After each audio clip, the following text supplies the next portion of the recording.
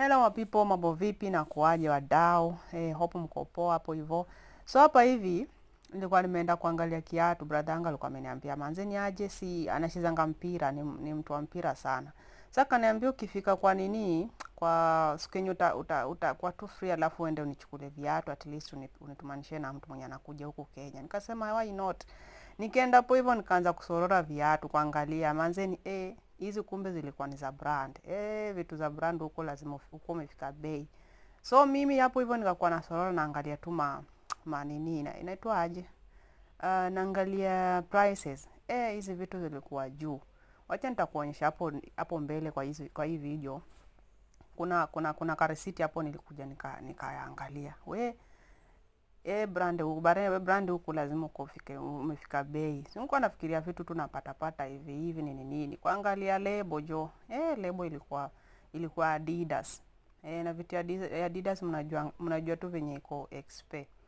So mimi nikasema wacha ni sorore zote niangalie. Sasa hii duka ilikuwa tu ya vitu branded. Yaani vitu si zile za nini fake yani zile umbwakini. Ilikuwa vitu branded. So kila kitu yenye unachukua hapa haiko less than 300. Sasa angalia hiyo kiatu walikuwa wananiambia hapo ni 275 kiatu peke yake. 275. Sasa hiyo naangalia na bei ya Kenya jo convert your do unanunua viatu kama 2 huko Kenya ya mpira. So nikaachana naye nikatoka nje nikasema next time maybe nijipange tu vizuri. Nikakuja hapa nikaanza kusorora hapa hivi vitu manukato jo.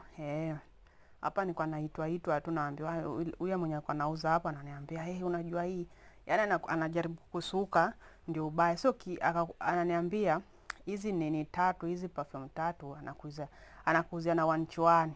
Unaona? So nachukua na wanchwani perfume tatu. Nikaona banze mfuko wangu ilikuwa imekauka mbaya. Nikakuwa naongea tu hapo nikisorora next time labda nikienda nitachukua.